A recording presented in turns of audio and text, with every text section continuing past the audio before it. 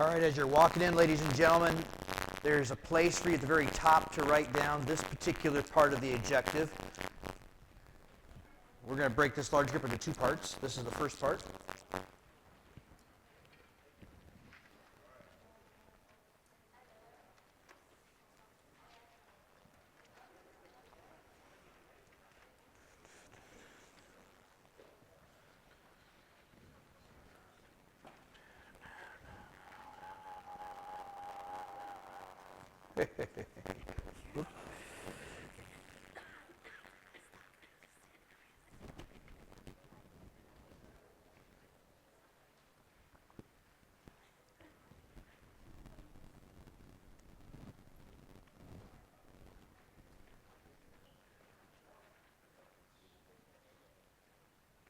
So as you're getting seated, hopefully you have time to jot down this one objective at the very top, underneath culture of the 1960s.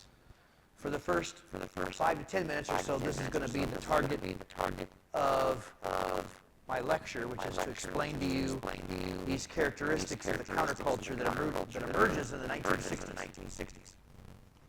And then you see about halfway through that first page, there's another subheading that we're going to get to here as we cover the rest.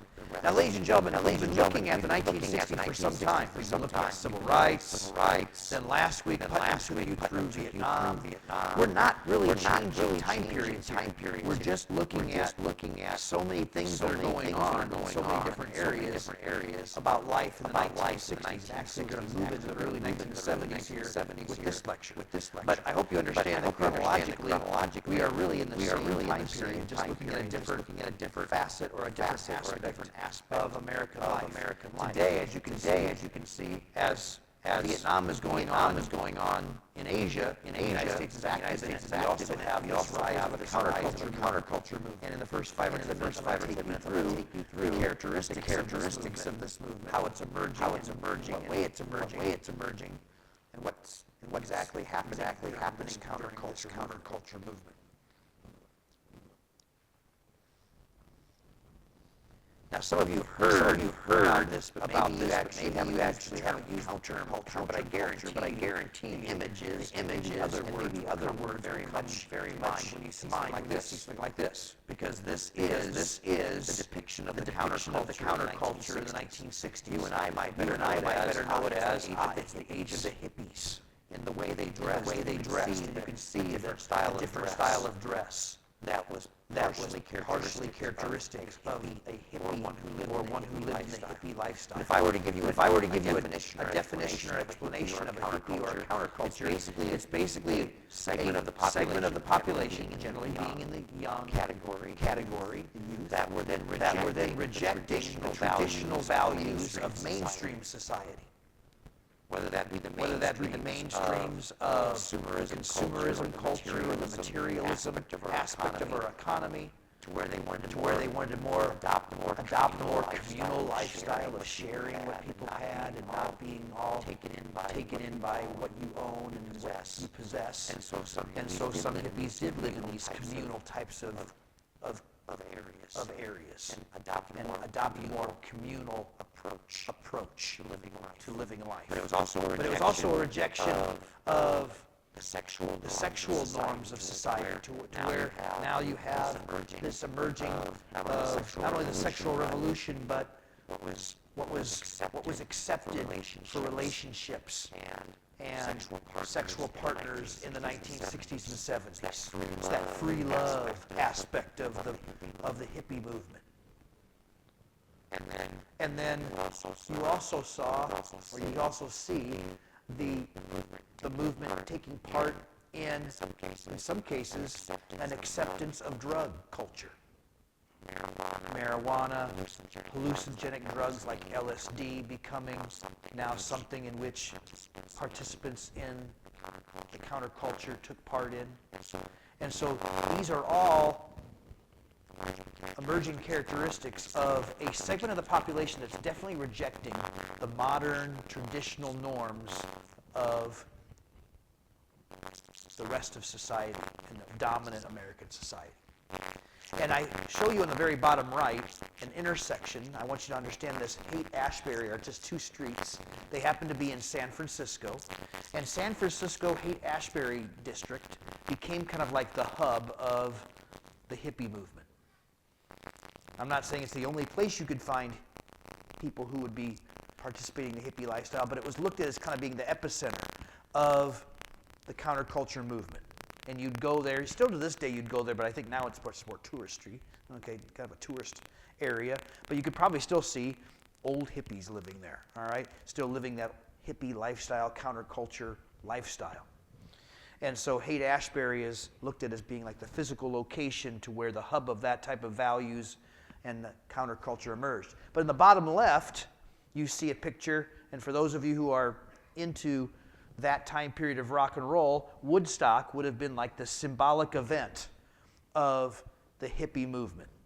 This 3-day music festival in New York to where dozens upon dozens of musical acts, rock and roll artists, would have played, and about 400,000, as you can see by the people there in the background, are gathered in this open area concert venue to listen to the music. That was, of course, beginning to change. Rock and roll was changing to some degree, adopting and adhering to some of this psychedelic nature of the hippie lifestyle, this rejection of conformity, rejection of mainstream ideas, and so on. And so Woodstock becomes kind of the symbolic event in the history of the counterculture movement of the 60s. You also have in the very top right the other segment, that since it is an anti-establishment type of movement, it was also an anti-government aspect and nature to it. So therefore, we've been studying Vietnam, there is also then part of this counterculture movement that's tied up into protesting the Vietnam War. And here at the top right, you have a young individual who is putting rose petals down a stem of a rifle of a military guard set up during a protest to stop that protest from going any further. And so therefore, this notion of flower power comes into being, and this notion of free love and peace, not war type of slogans come out of this. And so, in essence, this is a segment of the population in the 1960s, usually within the youth demographic, that is starting to then protest and challenge the norms of society, whether it be the political norms of the government in this case, or just the traditional cultural norms of society, a rejection of all that. And it really still is part of American lore of this notion of the 1960s hippie, and you can think of the tie-dye shirts that are still ever so often seen and worn by people, and that whole hippie lifestyle. With that, though, I also want to talk about the anti-war element, because we've talked about Vietnam, but there is also an anti-war element that's tied to this counterculture to some degree, and that is, by the time we get to the late 1960s, specifically on college campuses, which of course is where you would have found the younger youth of society who were then upset with some of these ongoings, you then take part in anti-war protests. There are two famous ones. The one on the left is Columbia University in 1968, where there are amassed numbers of arrests of so many hundreds of students protesting not just America's involvement in Vietnam, but other government aspects and government policies.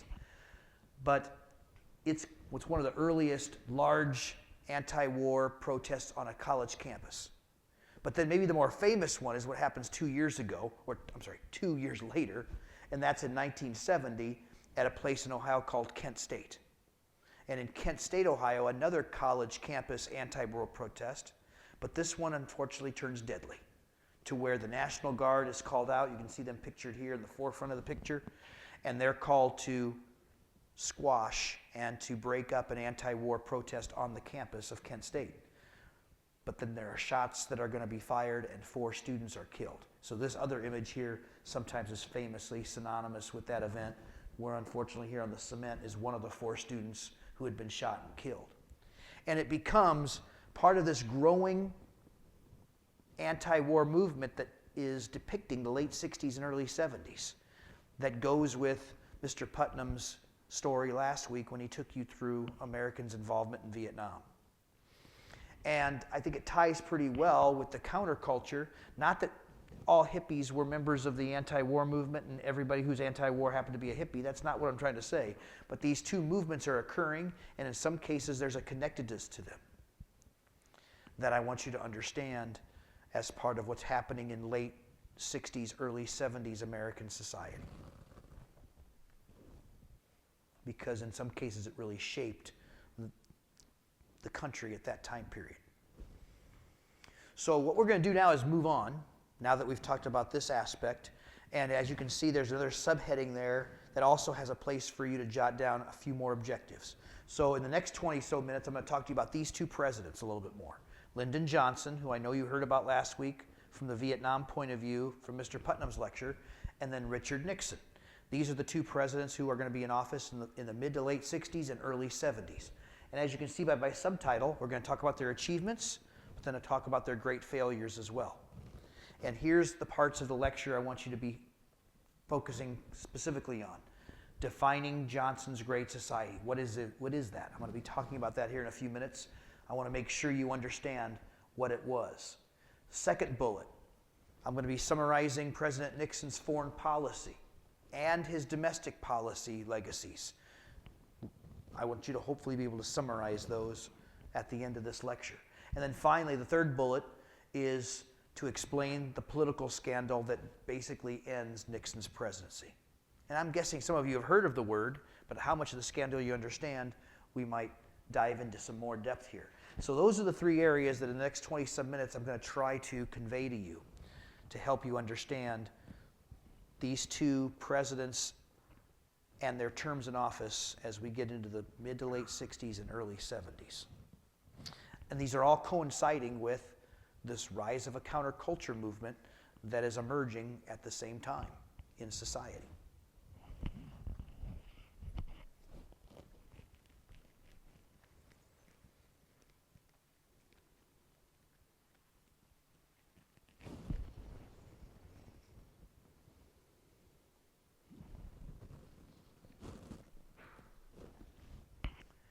So the first one up there is the one I want to talk about first, and that is this thing called the Great Society. What is it, and what does it involve? Well, first of all, this is Lyndon Johnson. You see him pictured on the left here, listening to Martin Luther King Jr. And one of the areas of this Great Society is in the area of civil rights. And I know that was a couple weeks ago that we talked about civil rights, but I want to tie it all in because Lyndon Johnson is president when there are some major pieces of legislation that go through Congress, and he's supporting these pieces of legislation. The first one is called the Civil Rights Act of 1964, and it's one of the few times that we make you know the year, Civil Rights Act of 1964. And what this does, ladies and gentlemen, is very important. If you remember the old Jim Crow phenomenon, it was this separate but equal and segregating blacks from whites in places in public, like when you went to a movie theater, there was a separate entrance, or if you went to a specific restaurant, there was a specific eating area for black customers. That was the whole Jim Crow era. Well, the 1964 Civil Rights Act is going to make all that illegal. It is going to be illegal to discriminate based on race anywhere in places that are open to the public. That's a key word here. Places that are open to the public, like a business that's open to the public, that was now going to be illegal by a federal law. You could no longer discriminate based upon race to a customer or to an applicant that's trying to find a job and work there. You could no longer discriminate based upon race. That was a tremendous victory for the civil rights movement because all those Jim Crow laws previously had really defined how businesses could act when it came to treating different people of different races. Now that's all going to be thrown out and be illegal by a federal law with the Civil Rights Act of 64. And Lyndon Johnson is pushing that through Congress and signing it, so it's part of his legacy. But just a year later, the civil rights movement has another victory, and Lyndon Johnson is signing this one into law. This one you could just put down as Voting Rights Act, And just in the name, you kind of understand the topic.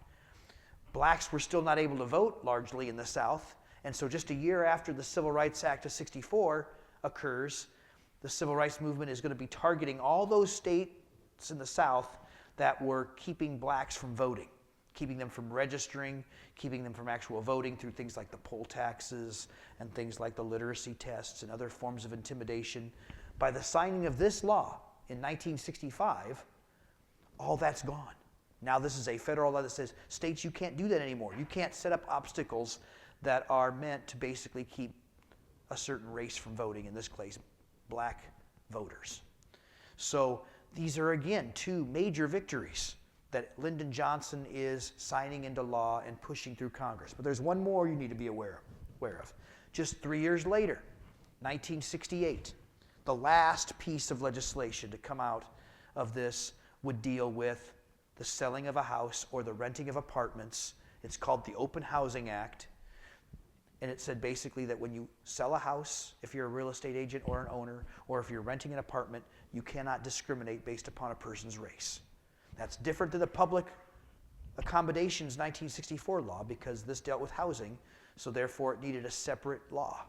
And it said when real estate agents or owners are selling their houses or renting apartments or whatever, they could no longer discriminate based upon the race of the person wanting to rent or buy.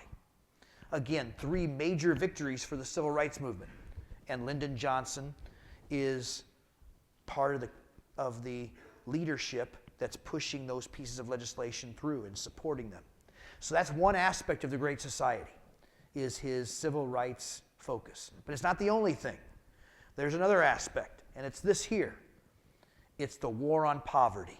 Part of the Great Society was also Lyndon Johnson saying, okay, great, we need to do these things for civil rights and black Americans, but we also need to take a step of helping to solve the root issue of poverty in this country. He's arguing there are still too many people that don't make enough money and who live then in poverty and who need a help up, need assistance. And so we call them social welfare programs, and maybe the most famous that you're aware of, because it's still around today, is Medicare.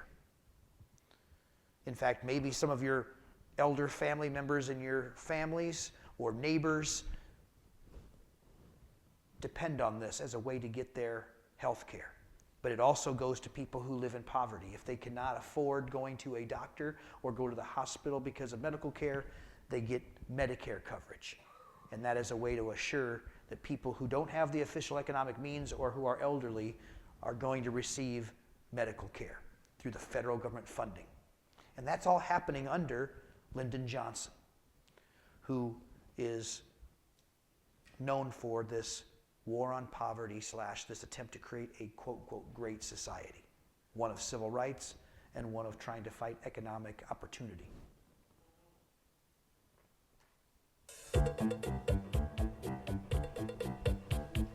It was a legislative avalanche. No president had ever put so many bills before Congress. Funds for education, elementary, secondary, and college, and for preschool children, Head Start. Funds for conservation, clean air and clean rivers, national parks. Funds for consumer protection, truth in labeling and automobile safety.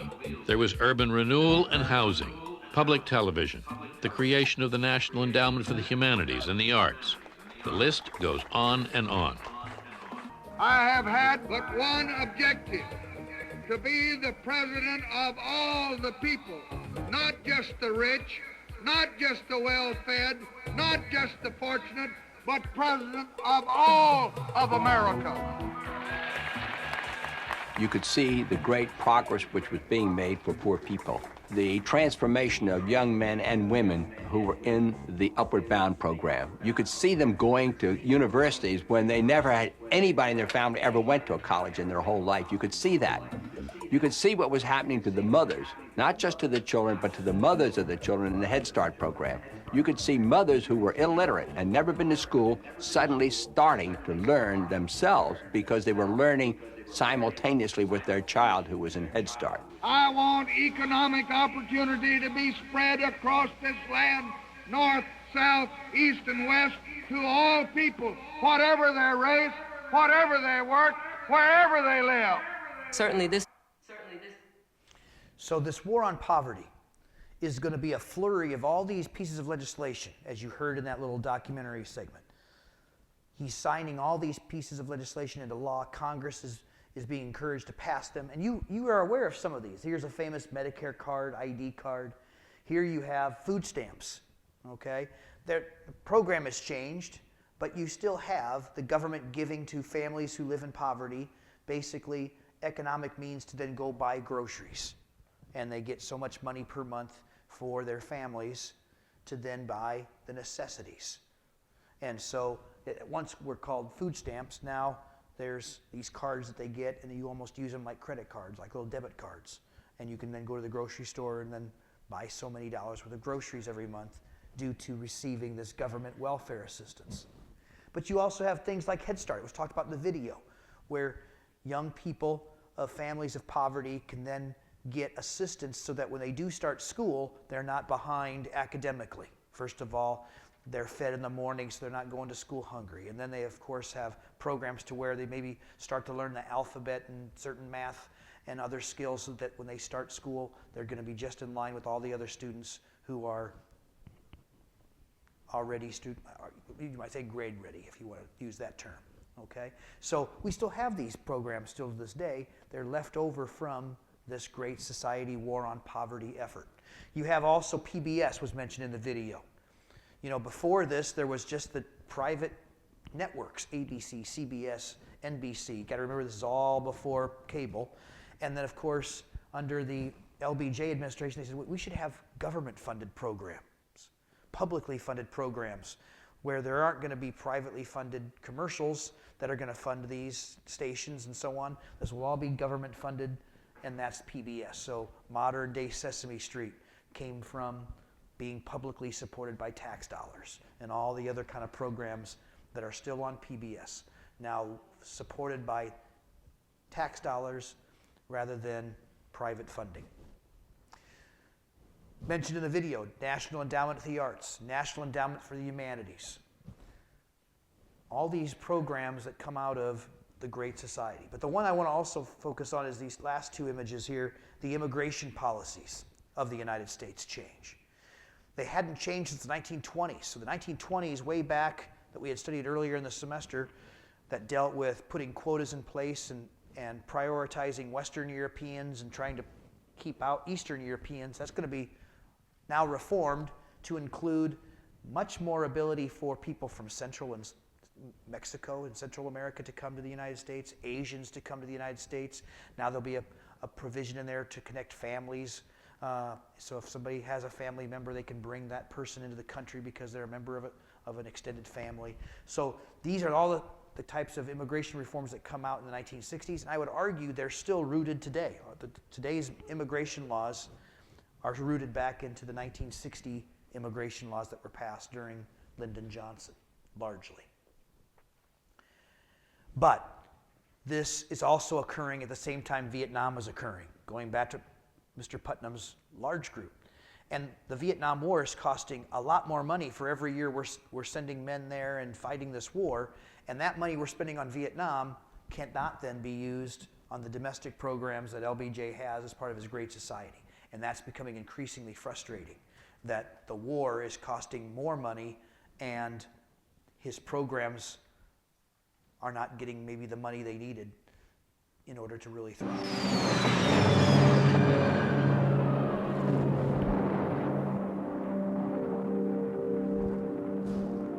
The president never asked for a declaration of war, but on July 28, 1965, Lyndon Johnson went to war in Vietnam. He kept the risks and costs of war hidden from the American people. He never told them he'd been warned that hundreds of thousands of soldiers might be needed. He doesn't tell the American people what's really going on because he fears that's the end of the Great Society. That's the end of the one thing he cares about more than anything. Just 2 days after his decision to commit America to a land war in Asia, he traveled to Independence, Missouri, and signed into law Medicare. Johnson continued to pass legislation, Only the president knew that his great society was in jeopardy. He hid the costs of the war from Congress and signed more bills. So the war's cost is really going to be part of the downfall to this great society, and as you can even see, the downfall of the president. Here's Lyndon Johnson, seen almost here of exhaustion, of complete frustration. And it is why, I think Mr. Putnam talked about this, and maybe our small groups did too, that in 1968 he decides not to run again for re-election. He is going to decide, let somebody else run for president. I'm no longer interested in running for another 4 years. And a lot of historians believe that it was the war and the war's conflict that it had with his overall domestic program that eventually led to LBJ's downfall. That, and his frustration that he couldn't have it both ways. He couldn't continue to fight in Vietnam and push for all this legislation in these social reforms because just the money wasn't there to be able to pay for it all. And so in 1968, ladies and gentlemen, he doesn't run, and eventually the person that will run for president and win will be Richard Nixon. And Mr. Putnam, I think, introduced you briefly to him last week in his lecture, but he's the guy on the right over here as he is sitting with LBJ to the left. And when he becomes president in 1968, he's going to have a policy that's different in Vietnam, and I think Mr. Putnam talked to you about this, Vietnamization. It's printed there on the left, and I think you took notes on it last week, but basically it was the idea that Nixon says we will slowly withdraw our troops and rely on the South Vietnamese army to fight the war, and after a few years our troops will be back home and we'll no longer be part of the Vietnam War anymore. And it's going to take a number of years, but that's going to be his foreign policy when it comes to his approach on Vietnam. Slow withdrawal of troops until eventually no more troops of the United States are present in Vietnam. Nixon brewed. But I also want to talk about the other aspect of his presidency, because besides Vietnam, there's other things that you need to know about Richard Nixon. And that is that he does have a couple of other very, very prevalent things happen during his time in office dealing with foreign policy. Number one, communist China. No president had ever visited there once it turned communist, and here you can see him standing on the Great Wall because he's going to decide to visit there and actually start to open up relations with the communist government of China.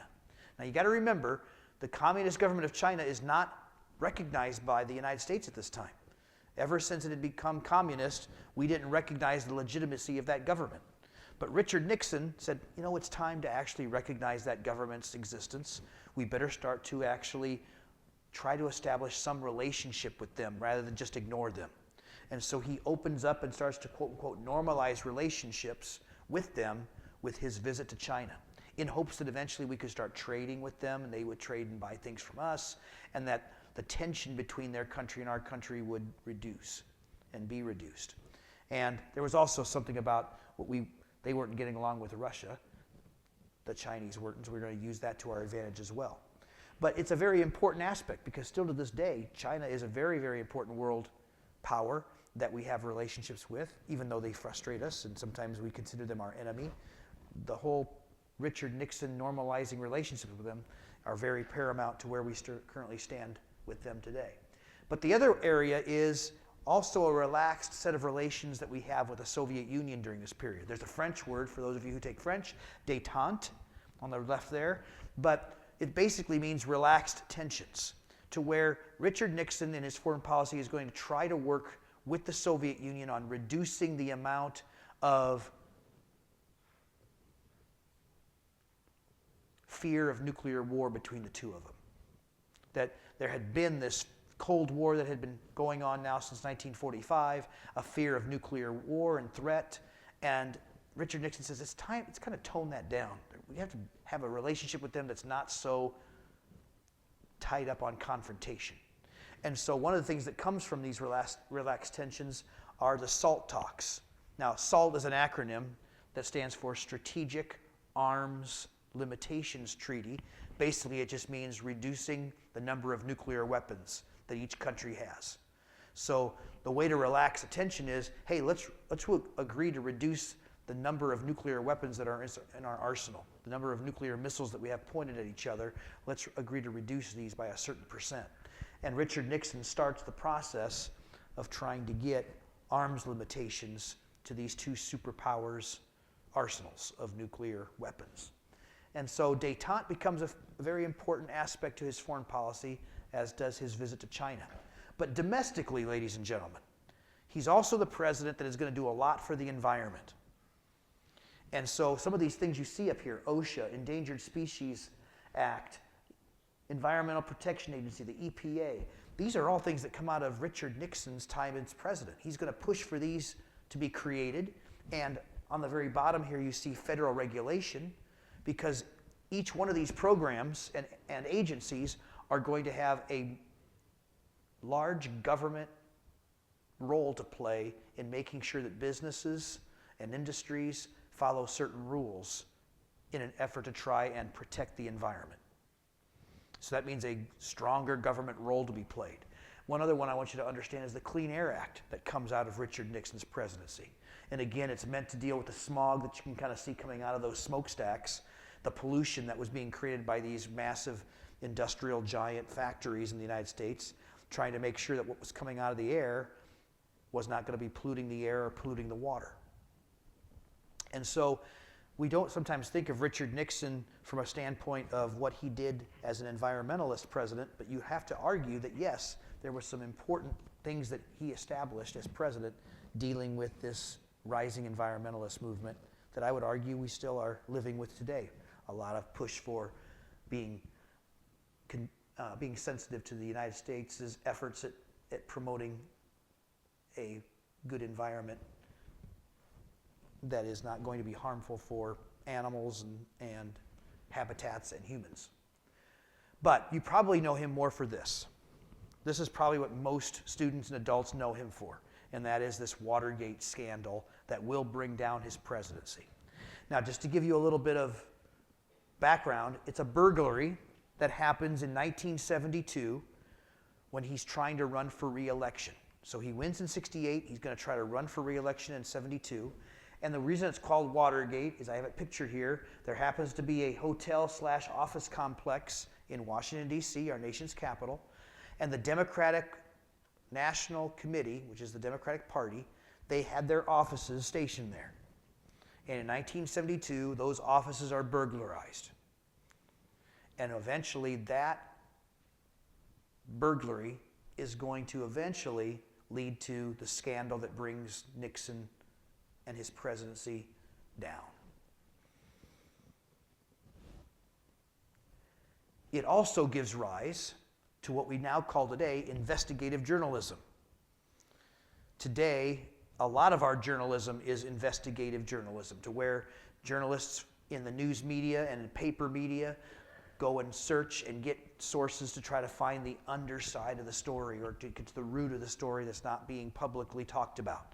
And investigative journalism will be born, in some cases, out of this Watergate scandal. You've got the picture of two journalists there in the bottom right, Woodward and Bernstein, coming from the Washington Post, who spent weeks and weeks and months digging to see, hey, is this burglary actually connected to anything dealing with Richard Nixon's election campaign? And then if it is it connected back to the president? And all these questions that were being asked, they were trying to fit the puzzle together to connect anything from the burglary back to the White House.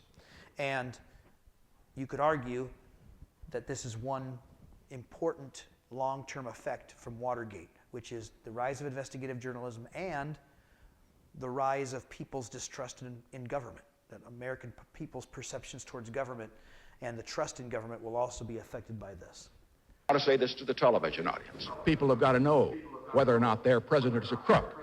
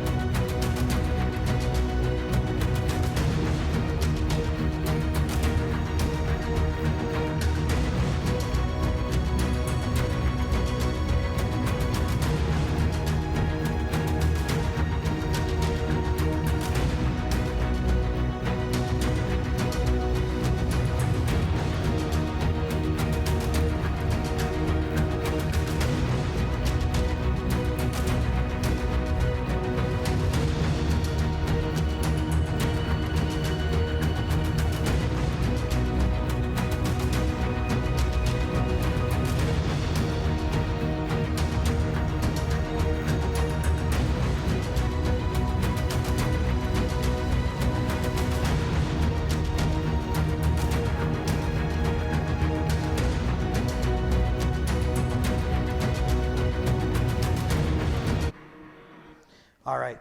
What you need to understand about this scandal is that Richard Nixon and his role that he plays is in the cover-up. Not of the burglary itself, but helping and using his power as the president to try to cover it up so that no connections could be made between that burglary and anybody that was working for him in his re-election campaign. And when he took his powers as president and participated in the cover-up, and evidence of that will eventually come out, that is what sinks his presidency.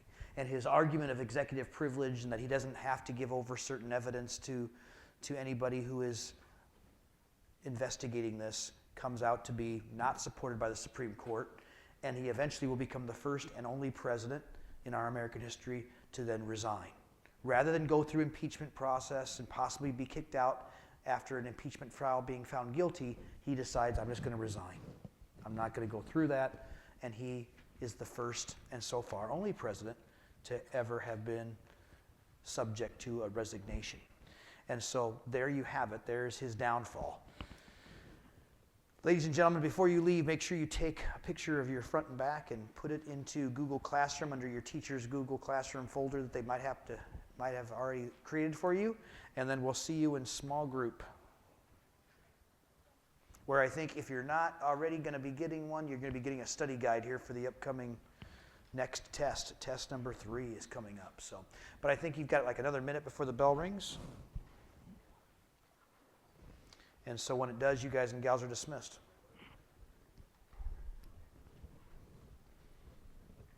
This time I got through resignation. All right.